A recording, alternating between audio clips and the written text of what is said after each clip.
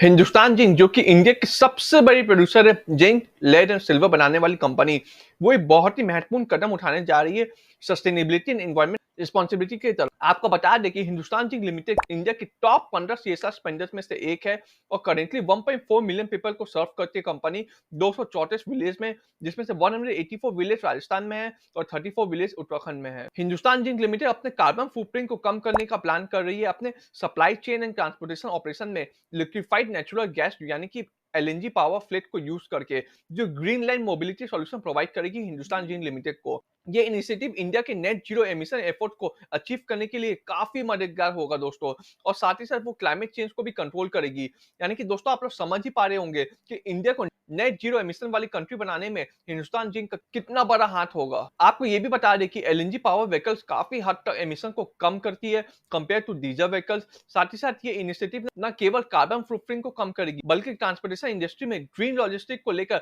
एक नया स्टैंडर्ड भी स्टैब्लिश करेगी। इंडिया चाहती है कि वो 2070 तक नेट जीरो एमिशन वाली कंट्री बन जाए। इंडिया वर्ल्ड की third largest country in emitting green house gases.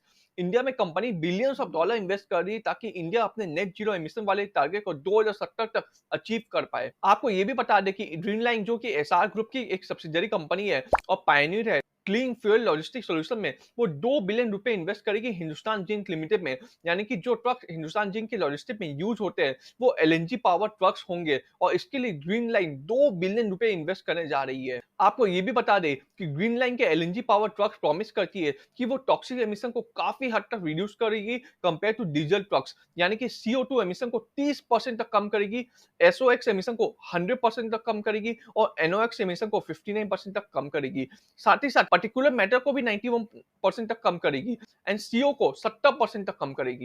यानी कि आप समझ पा रहे होंगे कि ये हिंदुस्तान जिंक के लिए और इंडिया के लिए कितने फायदेमंद वाली बात है। आपको बता दें कि वेदांता ग्रुप के चीफ एग्जीक्यूटिव अरुण मिश्रा जी ने यह भी कहा है कि एलएनजी व्हीकल्स इंट्रोड्यूस करके वो डीकार्बनाइजिंग इंडियन माइनिंग की तरफ अपने कमिटमेंट को दर्शाती है और साथ ही साथ ट्रांसपोर्ट इंडस्ट्री में रिवॉल्यूशन लाएगी। आपको ये भी बता दें कि 180 एलएनजी व्हीकल्स को डिप्लॉय करेगी हिंदुस्तान जिंक लिमिटेड एंड उसको अपने inter unit transportation and finish goods को सप्लाई करने के काम में यूज करेगी, जिससे 50% तक उसके कार्बन फुटप्रिंट कम हो जाएंगे।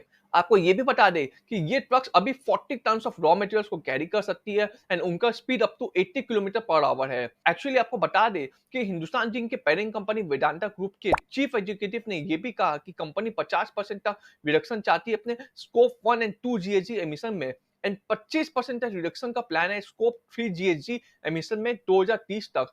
और वो यही नहीं रुकने वाली, कंपनी का प्लान है कि वो नेट जीरो एमिशन वाली कंपनी बन जाए 2050 तक या उससे पहले। आपको ये भी बता दूं मैं कि अरुण मिश्रा जी ने ये भी कहा कि आने वाले कुछ समय में और भी नए इनोवेशन ला सकती है हिंदुस्तान जिंक।